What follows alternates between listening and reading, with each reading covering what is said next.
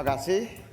Kalau membuat target pertumbuhan bisa saja 7-8% bisa saja.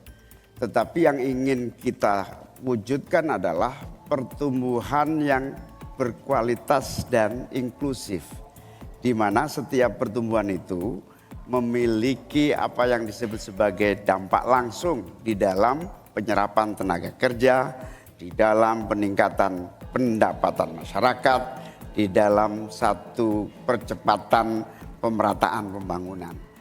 Target 5,5 sampai 6% itu dengan kalkulasi agar kalau kita tidak terlampau realistis, kita khawatir ujung-ujungnya utang luar negeri lagi.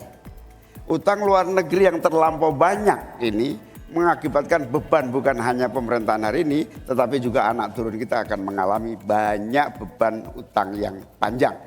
Salah satunya adalah bagaimana agar APBN kita sehat. Sekarang saja prosentasi 3.000 triliun APBN aja untuk membayar utangnya cukup tinggi. Sehingga mengurangi tidak kurang dari 20% APBN kita untuk membayar utang luar negeri.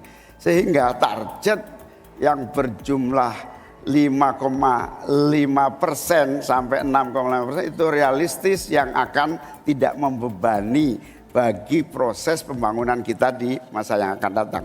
Di sisi yang lain kita pasti tahu bahwa salah satu syarat-syarat pertumbuhan yang bisa sehat itu adalah apabila investasi yang masuk juga tidak menjadi beban baru bagi pembangunan nasional kita. Apa beban baru itu? Yaitu tingginya tanggungan bunga-bunga yang harus, terutama kalau utang G2G yang menjadi beban berat bagi APBN kita hari ini dan di masa-masa yang akan datang. Cukup Bapak? Baik, selanjutnya dipersilakan untuk Pak Mahfud MD untuk kembali menanggapi, waktunya 1 menit, silakan Bapak. Ya begini Pak, kami Ganjar Mahfud itu mentargetkan pertumbuhan ekonomi kita itu 7%. Itu hitung-hitungannya mudah, tadi saya sudah sebut di pertama. Betapa saya menyelamatkan korupsi yang diurus kantor langsung saya aja 677 triliun. Itu kalau dibagi ke UMKM, itu luar biasa. Kemudian yang ditemukan oleh ICW sejak tahun 2014 yang sudah inkrah korupsi itu berapa? 233,7 triliun.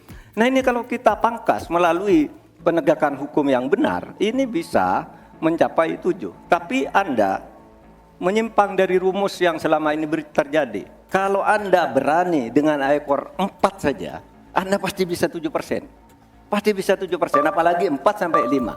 Nah ini Anda menargetkan segini, tapi pertumbuhan ekonominya cuma 5,6. Secara matematis agar kurang cepat selesai. Silakan ditanggapi. Harap tenang. Ditanggapi Ya, Pak Muhaimin. tentu saya sangat setuju. Bukan hanya pemberantasan korupsi yang membawa pemasukan bagi APBN kita, menjaga kebocoran APBN kita, tetapi juga pendapatan negara bukan pajak yang juga menjadi bagian dari andalan.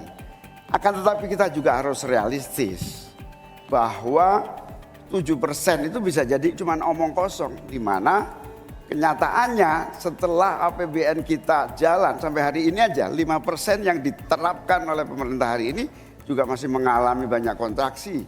Dalam arti utang luar negeri masih menjadi andalan utama. Sekaligus kita juga menyaksikan bagaimana 5% itu realnya di lapangan tidak sampai 5%. Sehingga saya khawatir kalau target 7% itu dipaksakan, ujungnya bukan pertumbuhan yang sehat tetapi pertumbuhan semu yang keropos. Baik. Tenang.